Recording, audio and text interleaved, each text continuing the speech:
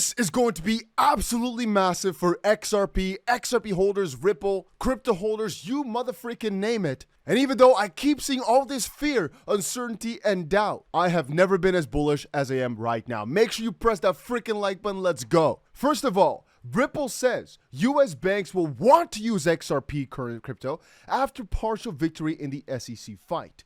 The long story short on this one is if you thought that XRP was already used a lot and they've already got some juicy partnerships, just wait for what's about to happen. I think a lot of banks right now are going to have to stand in line to be working with somebody like Ripple. And in that same ballpark, I honestly believe it, that XRP is going to be the highest volume crypto out there in existence. Way more than Bitcoin, way more than Ethereum, way more. This is a little bit more of a controversial one, but way more than stablecoins. Because at the end of the day, what's something that is clearly a scam, but is so normalized that most people don't ever notice? Fiat money. So how do we define XRP? Here's just a funny statement from DAI. XRP is a swarm of cyber hornets, serving the goddess of wisdom, feeding on the fire of truth, exponentially growing ever smarter, faster, and stronger behind a wall of encrypted energy, but with legal clarity. And I like that. But in all seriousness, what's about to come is going to be so huge and many people don't even notice it. With Ripple now being in the clear with regards to the lawsuit, a lot of corridors have opened up. And Ripple, we're starting to see it, is also doing a lot more over on their Twitter now to incentivize more for the XRP ledger and for anything that Ripple does as well. With instant settlement, 24/7, 365 availability, and excellent transparency throughout the payment process, crypto can be a powerful tool for global businesses. Again, this is a different narrative. Right now, they're pushing literally that crypto can be this. And I think at first they were a little bit more skeptical in posting crypto, but more about just RippleNet. In 1 minute, Ripple's Aaron Sears explains how crypto helps treasury management. So boom, that's the use case for XRP. That's coming up and it's going to probably be huge. In that same field, Ripple right now said this: Wave 5 XRP Ledger grants had an overwhelming response. Through a rigorous judging process, 10% of the projects were awarded more than $1.6 million for their innovative ideas and potential to advance adoption and utility of the XRP Ledger. This cohort's winners focused on use cases such as improving financial services and facilitating transactions, open source developer tooling, and much more. More info on what the judges were specifically looking for and benchmarking against. And apparently they're from a lot of different countries as well. And here's just a little bit of what they explain now, what's up and coming for the XRP Ledger, as these guys have all been given a little bit of money to go ahead and explore things and hopefully build more for the XRP Ledger. Now, trust me when I say that a lot of these things are still worthless and should not be bought if they go for a token on the XRP Ledger, because many of these guys, in the game of crypto, many people just make a project for the sake of making a project and making money and selling out. Very often, there's nothing good attached to it. Even if Ripple did give them money just now, please don't think they're in the clear safe or that it's something you should put money into. I'm just saying this allows for a lot of new utility to come on up over on the XRP Ledger. And let's see 100 new projects hop on in. It's similar as with Ethereum and with the Binance Smart Chain. Some of them will just exceed the space and just bring it so much more live, especially now that layer 2s on the XRP Ledger are becoming a more prominent feature with, of course, the Hooks Amendment. I made some cucumber, but just for yourself, Have a little look through this list. A lot of cool things in there, We'll talk about banks, by the way, in a little second, a bit more, because that's obviously the biggest part for Ripple, for the XRP Ledger. The banking industry, there's so much money in there, and they're so interested in working with Ripple. Just take a look at Fed now, But we'll talk about that in just a second, about Japan, the US, and how things are going to change. Ripple is actually, I'd say, and XRP also, doing a lot better in almost any field after the lawsuit basically concluded.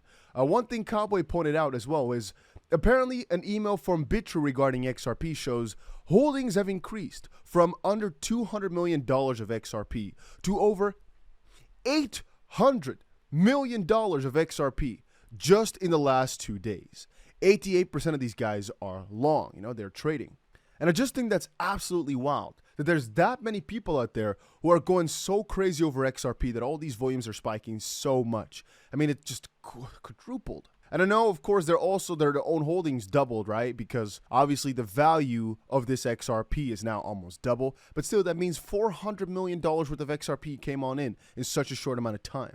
Now, yesterday, I must say this quickly, there was something that was quite shocking to me. And I had some report on it too. There's this article floating around. There actually are many of these articles from some fake AI-generated blogs, right? Where apparently some fake news that came out was this: Bank of Japan to use XRP to facilitate cross-border payments. Because apparently this AI website is posting a lot of this fake stuff. So please do not use this website because apparently there's so much wrong, so much misinformation, and probably everything is generated just with AI. This guy, I'm not sure if it's his real name, but yeah, he has a couple of articles that make everything look legitimate, or potentially it's not AI, but he's just still very, I don't know, strange about it. Because again, the fact that he's gotten so many things also wrong, apparently, is making me doubtful that some of these things are real, even though the titles of them are just so logical. Like, for example, Ripple partnerships reach an all-time high. I mean, yeah, it does make sense for Ripple's partnerships to be at the highest point now ever, and only increasing ever since they got the settlement, or I'd say the judgment. However, just because it's from this website, I'm a little bit more skeptical, but it does make sense, which is why it's so hard. And that's why I put this out there also. I've noticed there are a lot of people, and trust me when I say this, guys, there are a lot of people in the XP community that are not in it with the right intentions. They're not in it for the right reasons. For example, sharing baseless rumors like they're facts, causing a lot of confusion. It's quite sickening how far people can go just for some freaking clicks or for some other stuff. Stay on the lookout.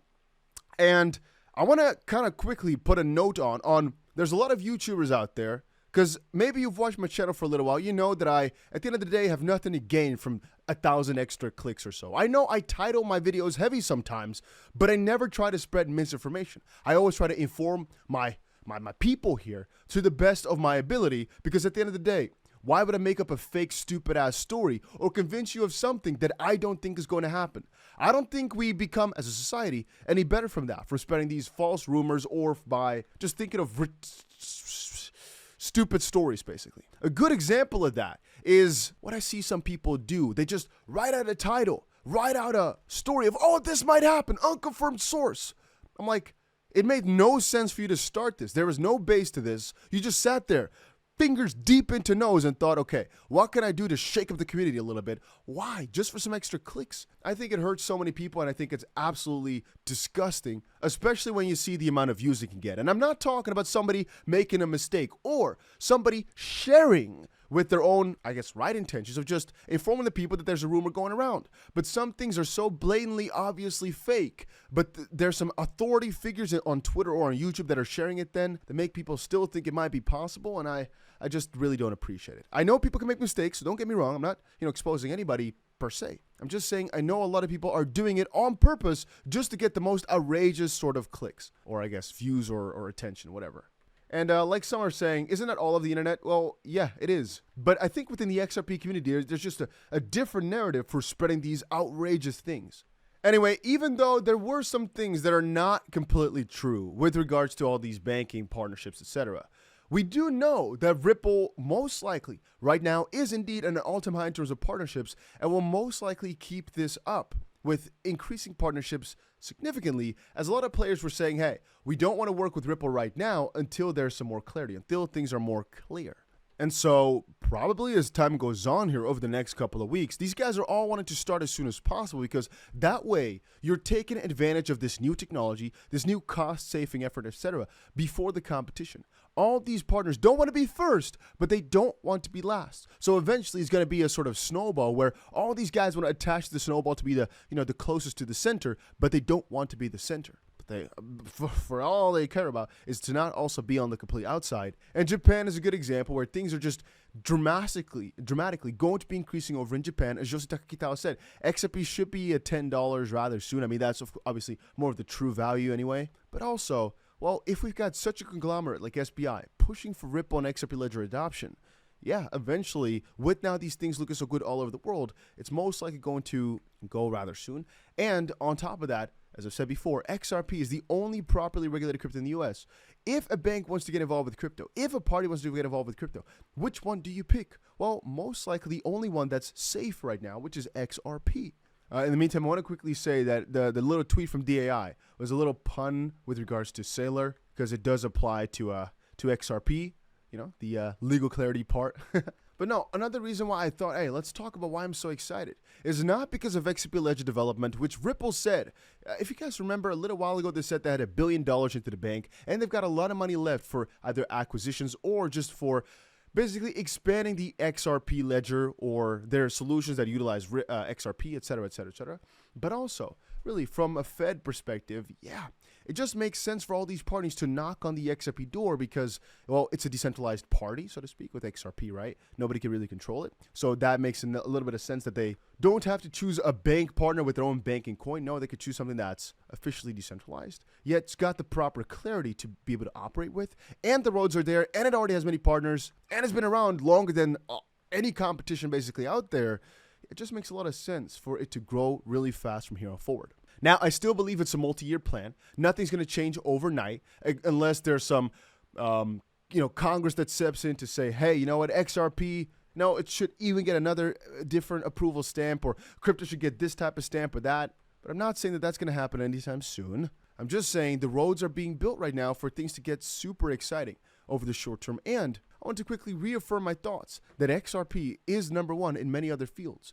For clarity purposes, for volume purposes, right now not yet, but I think it will get there. And also for partnership purposes, because, well, it's the only one that can get all these partnerships for right now, in the US that is, but that will play a major freaking role, I think. Think about it. What exactly could take the XRP price down? It's not that much anymore. Whereas with a lot of other cryptocurrencies, yeah, there's a lot of FUD that still could come from the regulatory field.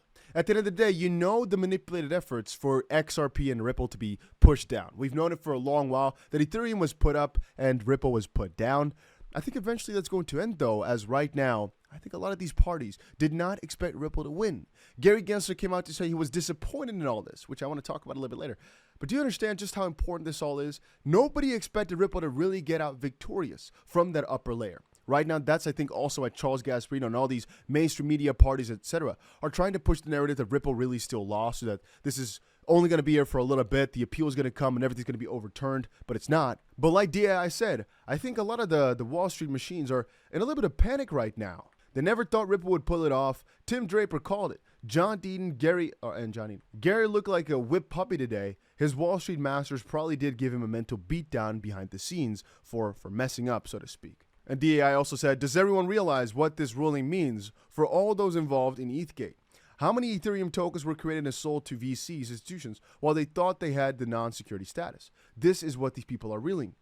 And what that refers to is the idea that right now, institutional sales officially are security sales, of which, if you had a pre-sale or you had a crowdfunding or anything of the sort, yeah, it's going to be really difficult to convince the SEC or the judge now that you're not a security. And Ethereum had a lot of that. So most likely, the reason that Gary Gensler is going out to say he's disappointed, it's not even just because he lost to Ripple. Okay, boom. It's most likely because what this means for all these other cryptos like Ethereum, which got in the free pass, or because of his little masters, his little puppet masters. But again, I'm just speculating on that regard. But I think for them, this loss is even more heavy than it is as a win to Ripple. I'm arguing that because they have the double whammy, where on one part, they now screwed up for a lot of other crypto cases in two fronts. One, Ethereum might be in a little debacle, but on the opposite side, a lot of cryptos might have now been freed. And of course, on the sidelines, they lost the case.